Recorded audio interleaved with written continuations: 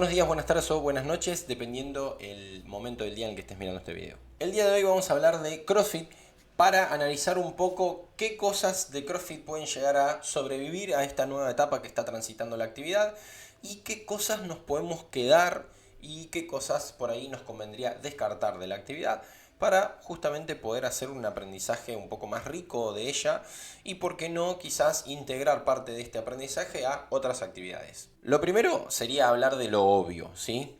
CrossFit es un entrenamiento que muchas veces se lo ha catalogado de brutal, de adictivo y de polémico. Para algunos es la mejor disciplina que existe y para otros es simplemente una fábrica de lesiones. Aunque para algunos pueda llegar a ser un culto con su propio idioma y rituales, la realidad es que es una actividad que muchas veces se la ha castigado de forma innecesaria. Entonces hoy vamos a hablar justamente de CrossFit, quitando algunos de los filtros que solemos tener para poder hablar de tres cosas puntuales: lo bueno, lo malo y lo feo. Arrancamos. One, two, three.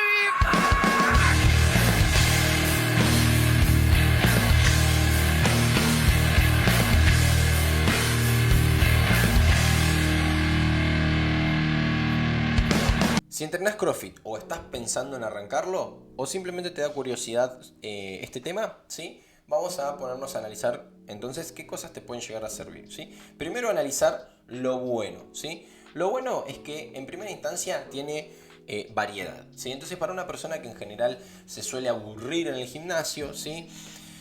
CrossFit puede ser una gran solución, ¿sí? Ya que no solamente se levantan pesas, sino que también se mezclan circuitos en donde se involucran otro tipo de capacidades físicas y de habilidades, ¿sí? Cuando hablamos de habilidades básicas de movimiento y de ejercicios construidos más cercanos hacia la gimnasia o a la calistenia, que tienen un montón de beneficios, no solamente ganar masa muscular o fuerza, como uno generalmente suele ir al gimnasio, ¿sí? Entonces esto lo hace bastante entretenido, ¿sí? Bastante divertido.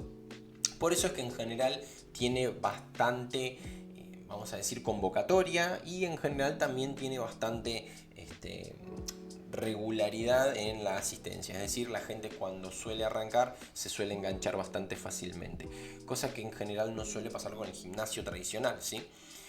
Lo bueno de esto es que también le ponen un, vamos a decir, contenido lúdico a las clases, lo cual justamente hace que uno se sienta un poco mejor, un poco más cómodo, porque algunas cosas quizás las hace incluso jugando, que es algo que en general en la vida de los adultos se suele perder mucho. Entonces, es decir, el juego, ¿sí?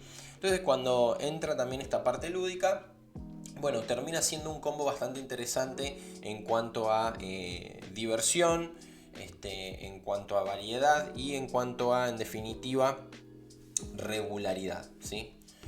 Por otro lado, la comunidad, sí, es innegable que es uno de los puntos más fuertes en CrossFit. No solamente vas a entrenar, sino que en general vas a compartir también con un grupo de gente que suele también motivarte a que entrenes mejor, a que te alimentes mejor, ¿sí? A que empieces a cuidar de tu salud y a que empieces a cultivar ciertos hábitos que muy probablemente en tu día a día no los hayas tenido antes de ir a un box de CrossFit, ¿sí? Por otro lado, en tercer lugar tenemos los resultados físicos y funcionales, por llamarles de alguna manera, ¿sí? CrossFit no solamente nos ayuda a mejorar a nivel estético, sino que también nos ofrece algunos beneficios como ponernos fuertes y ágiles, generalmente y en muchos casos de una manera bastante más rápida de la que han obtenido esos resultados en otra área de su vida previamente, ¿sí? Incluso mucha gente que comienza siendo sedentario sin haber entrenado nunca, se encuentra con que de pronto puede hacer cosas que antes no podía: correr, saltar, cargar peso, moverse rápido, ¿sí? Es decir, presenta un montón de mejoras que hace que la persona termine de alguna manera entendiendo que con CrossFit pudo conseguir esos resultados y por ende mantener justamente la regularidad y mantener, vamos a decir, la fidelidad con la actividad, ¿sí? Punto 4, el desafío mental. CrossFit es verdad que generalmente nos propone constantemente superar límites, ¿sí? Lo cual puede ser bueno si está bien llevado y terminar un WOD, o si no conoces CrossFit, es básicamente el entrenamiento del día, que sea generalmente difícil o que presente un desafío mental importante, nos empuja justamente a darnos cuenta que somos capaces de hacer cosas que muchas veces creemos no ser capaces, ¿sí? Nos enseña a lidiar con la incomodidad, porque la realidad es que también nos propone entrenamientos que son bastante extenuantes, ¿sí? Y es algo que es clave en cualquier aspecto de la vida. En quinto lugar, la eficiencia, ¿sí? Si tenés poco tiempo, una sesión de CrossFit de 40 o 50 minutos bien estructurada puede darte muchos buenos resultados que ir a 2 horas al gimnasio y no saber qué hacer o hacer las cosas mal, ¿sí? Son entrenamientos que son muy intensos y que combinan fuerza y entrenamiento cardiovascular en un mismo paquete, ¿sí? Algo que a día de hoy se empieza a publicitar nuevamente como entrenamiento híbrido o como entrenamiento concurrente de fuerza y resistencia. Algo que, dicho sea de paso, es viejísimo, ¿sí? Es algo que tiene varias décadas, pero que bueno, ahora empieza a surgir más en el mercado y a conocerse más de esta manera, ¿sí? En sexto y último lugar tenemos la competencia, ¿sí? Si te gusta el rendimiento en sexto y último lugar tenemos la competencia. Si te gusta tu rendimiento, CrossFit tiene un sistema claro para hacerlo, ¿sí? Es decir, podés llevar récords personales, benchmark y la posibilidad de competir contra vos mismo o contra otras personas en distintas competencias que se hacen de la actividad. Básicamente, si no conoces CrossFit, no es solamente un lugar en el que vas y entrenas, sino que también tiene una modalidad competitiva, ¿sí? Que no solamente puede presentarse en tu box, en donde vos vas a entrenar, sino que también tiene una serie de clasificación para poder competir a nivel mundial. Ya hablamos de lo bueno, ahora pasemos a hablar de lo malo. Primero, el riesgo de lesión, algo de lo que se ha hablado mucho en CrossFit y que desde que nació como actividad está siempre en velo, ¿sí? Primero hay que decir lo obvio, ¿sí? Cualquier deporte tiene riesgos y cualquier tipo de actividad tiene riesgos, ¿sí? Lo que tiene CrossFit es que al exigirte en movimientos que son, sí es verdad, complejos, ¿sí? Y que se suelen hacer muchas repeticiones bajo fatiga, puede predisponer, ¿sí? Un poco más a las lesiones. Si la técnica no es buena, las lesiones aparecen casi que seguro, ¿sí? Y no es raro ver gente lastimada por no saber cuándo frenar. ¿Esto significa que CrossFit es peligroso? No, no necesariamente. Cualquier deporte tiene riesgos, como dijimos, y si no te lo enseña una persona idónea, es decir, una persona que tiene la capacidad teórica, técnica y física para poder enseñarte de manera segura todas estas técnicas, lo más probable es que sí en algún momento termines con una lesión.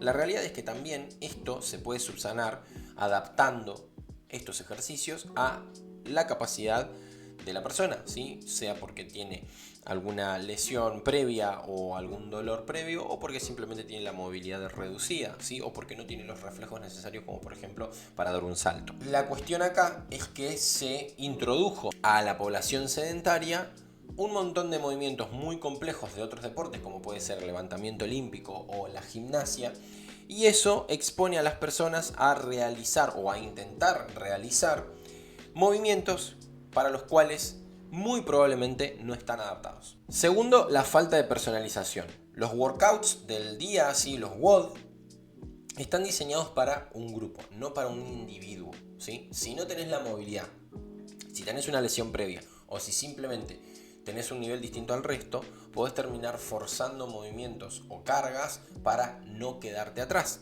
Volvemos a lo mismo, esto podría llegar a ser subsanado si se aplicase la adaptación necesaria o la personalización necesaria. La realidad es que esto se vuelve muy complejo porque si tenés una clase en la que hay 20 o 30 personas, es muy difícil poder controlar a todos todo el tiempo y de manera constante. Para cuando empezás a corregir al último, el primero que corregiste hizo 20 repeticiones mal. Entonces eso acumulado en el tiempo puede justamente traernos mayor probabilidad de lesiones, ¿sí? O de lastimarnos con algún ejercicio. También cabe destacar que como la actividad principalmente no se realiza con máquinas, ¿sí? Se realiza con pesos libres, También hay una exposición a los pesos libres que tiene un riesgo inherente, y es que básicamente se te caiga una pesa encima, ¿sí? Y esto, a pesar de que suene muy tonto, es un riesgo que existe. Tercero, la obsesión con los tiempos y las repeticiones. Muchas veces se prioriza terminar rápido antes que hacer bien el movimiento. Y esto suele venir del lado de la competencia. Y ahí es donde vienen los problemas. Cuando uno empieza a competir contra los demás a pesar de la forma técnica, ¿sí? Entonces, la competencia contra los demás está buena como a nivel deportivo cuando uno tiene un grado de adaptación a las técnicas y un grado de, vamos a decir, rendimiento general que le permita poder hacer las cosas con seguridad. Cuarto punto, el impacto en el sistema nervioso. CrossFit es muy demandante, ¿sí? Cualquiera que haya hecho una clase de CrossFit sabe que esto es así. CrossFit es muy demandante. Y si entrenas 5 o 6 veces a la semana sin control, ¿sí? Sin una recuperación adecuada, podés llegar a entrar en un sobreentrenamiento y sentirte bastante agotado hasta que tu rendimiento, lejos de subir o mejorar, termine bajando o disminuyendo, lo cual nuevamente te expone a posibilidades de lesiones, ¿sí? Tales como podrían llegar a ser desgarros o tendinitis. Quinto punto, la necesidad de dominar muchas técnicas distintas y complejas, ¿sí? No solamente se trata de hacer un poco de fuerza, un poco de cardio, sino que necesitas aprender ciertas técnicas como por ejemplo levantamiento olímpico, ejercicios gimnásticos, el manejo de las kettlebells o pesas rusas, ¿sí? Remo, running, que cada una de estas actividades tiene su complejidad y no es algo que se pueda aprender de un día para el otro, ¿sí? Sexto y último punto, la exigencia psicológica. No todo el mundo disfruta de sentirse al borde del colapso, ¿sí? Y esto suele hacer que haya gente que necesita un enfoque que sea un poco más progresivo y moderado para justamente no quemarse de golpe. Hay una realidad, y es que un montón de gente que no conoce CrossFit se ha acercado a realizar una clase en distintos lugares y que esta clase ha sido a un nivel de exigencia de personas que ya están entrenadas. Entonces, claro, la persona se encuentra con eso y lo primero que piensa es, si no puedo, ¿para qué voy a seguir viniendo? Y lo que sucede acá es que la persona no tiene por qué tener el conocimiento de que con el entrenamiento adecuado va a llegar a ese nivel. La persona simplemente va a realizar una actividad física para mejorar su salud, y cuando se encuentra con que es súper exigente y que no puede realizar o mantener ese nivel de exigencia, la consecuencia lógica es pensar que uno no está hecho para eso y obviamente terminar abandonando. Ya vimos lo bueno y ya vimos lo malo. Vamos a ver ahora lo feo. Primero, el fanatismo, ¿sí? Hay gente que trata a CrossFit como una religión. Si decís algo malo de la actividad o que creen que es malo, te miran como si fueras insultando a su madre. Y no todos, pero existe un grupo que cree que fuera de CrossFit no hay nada que valga la pena, ¿sí? Y esto es un gravísimo error, ya que, como bien sabemos, o si no lo sabes te lo comento, CrossFit está creado con ni más ni menos que otras actividades que también son deportes. El remo es un deporte, el levantamiento olímpico es un deporte, el powerlifting es un deporte, la gimnasia es un deporte, el atletismo es un deporte, ¿sí? El strongman es un deporte, el levantamiento de kettlebell es un deporte, ¿sí? Cada uno de ellos tiene métodos, sistemas, formas de entrenar distintas, elementos característicos de la actividad, y que en su conjunto terminan de alguna manera formando CrossFit, que era justamente la idea de su creador, poder tomar las mejores disciplinas de rendimiento deportivo y los mejores elementos para combinarlos en un sistema de entrenamiento único, ¿sí? Y eso es lo que justamente lo hace único a CrossFit. Pero cuando todo eso termina conformando una suerte de fanatismo en sus practicantes, los hace olvidarse de alguna manera de que están tomando métodos y sistemas de otros deportes y que está bueno entender que no todo en la vida es CrossFit. Segundo, la fatiga extrema. Esto ya lo mencionamos indirectamente, pero no todo el mundo necesita entrenar como un atleta de élite, ¿sí? Y esto es algo que se confunde mucho. Y acá hay una salvedad que quiero hacer. CrossFit explica esto. CrossFit lo explica. Si nosotros vamos al manual al del nivel 1 de CrossFit, CrossFit explica que todas las personas tienen que entrenar como un atleta de elite en función, pero no en intensidad. Entonces, acá está la cuestión, el saber adaptar. Entonces, a pesar de que CrossFit en su enseñanza, en su nivel 1 de entrenador nivel 1 de CrossFit, lo explique, la realidad es que la actividad no se termina caracterizando por eso, ¿sí? Entonces, muchos entrenadores, ¿sí?, o personas que están a cargo de grupos de CrossFit empujan a la gente hasta el colapso, ¿sí? Y esto no es bueno por cuestiones que ya hemos nombrado, pero sobre todo por el grado de fatiga, ¿sí? Porque una persona puede que no se lastime en la clase, pero que el grado de fatiga con la que quede no le permita, por ejemplo, seguir de forma normal con su vida diaria. Tercer punto, la falta de lógica en las planificaciones. No todos los boxes de CrossFit tienen entrenadores realmente preparados y me arriesgaría a decir que de hecho la mayoría no cumple con esta condición. Y esto lo que termina haciendo es que cuando hay entrenamientos sin lógica, ¿sí?, metiendo ejercicios aleatorios sin pensar en una progresión adecuada y en la seguridad de los alumnos y sin pensar en una metodología de enseñanza de esos ejercicios, lo cual terminaría conformando a un sistema de entrenamiento, ¿sí? Combinar la metodología de enseñanza, cualquiera de ellas que fuese, ¿sí?, con una planificación acorde, número 1, al nivel de la persona, número 2, a una evaluación personal de la persona y número 3, en base a una justamente progresión lógica, que para eso se planifica, ¿sí? Cuando faltan todas estas cuestiones netamente pedagógicas, didácticas o metodológicas, lo que termina pasando es un poco más de todo esto que ya venimos hablando, ¿sí? Suelen exponerse a entrenamientos que son extenuantes, que lejos de hacerlos mejorar, muchas veces incluso terminan yendo en contra de la salud en muchos aspectos. Cuarto punto, la cultura del sufrimiento. En algunos lugares, parecer destruido al final del entrenamiento parece ser casi un requisito, ¿sí? Si terminás fresco, como quien dice, pareciera que no entrenaste, ¿sí? Y eso puede llevar a que la gente ignore señales de sobreentrenamiento o de lesiones. Hay que entender que entrenar no necesariamente significa terminar destruido, ¿sí? Puede que yo en algún entrenamiento termine fatigado, termine destruido, termine cansado, termine extenuado. Sí, por supuesto. Pero hacer de eso la lógica dentro del entrenamiento es un error gravísimo, ¿sí? ¿Por qué? Porque extenuarse no necesariamente significa entrenar. Recordá que entrenar es una metodología progresiva que te va a llevar de un nivel a un nivel más alto. Y entrenar siempre hasta la extenuación no necesariamente te lleva a un nivel más alto, porque en el medio pasan procesos fisiológicos como por ejemplo la supercompensación. Y si tu cuerpo no es capaz de supercompensar el estímulo previo que tuviste, es muy probable que lejos de mejorar, empeores y nuevamente, como dijimos, aparezcan síntomas de sobreentrenamiento o incluso lesiones. Quinto y último punto, la competencia mal entendida. La competencia, como dijimos, puede ser una herramienta fundamental y muy buena en el desarrollo de cualquier deporte, pero en algunos ambientes se puede volver muy tóxica si no está bien manejada y si tu entrenador no tiene justamente las herramientas didácticas para poder enseñarte de la manera adecuada. Hay gente que se obsesiona con ganar cualquier WOD, cualquier Metcon y deja de disfrutar el proceso. O peor, hace trampas para inflar los números, las famosas bro reps.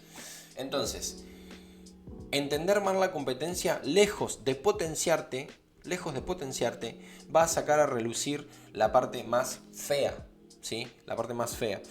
Y algo que tenés que entender es que no tenés que darle lugar al ego en el entrenamiento ni en la competencia, porque de esa manera lo único que va a pasar es que te vuelvas más débil, ¿sí? Por más que hayas logrado mover algunos kilitos más, te vas a volver más débil, más débil a nivel mental, más débil a nivel social y más débil a nivel futuro deportista y futura persona que quiere entrenar para mejorar. Porque cuando le das de comer al ego, el ego termina comiéndote a vos, ¿sí?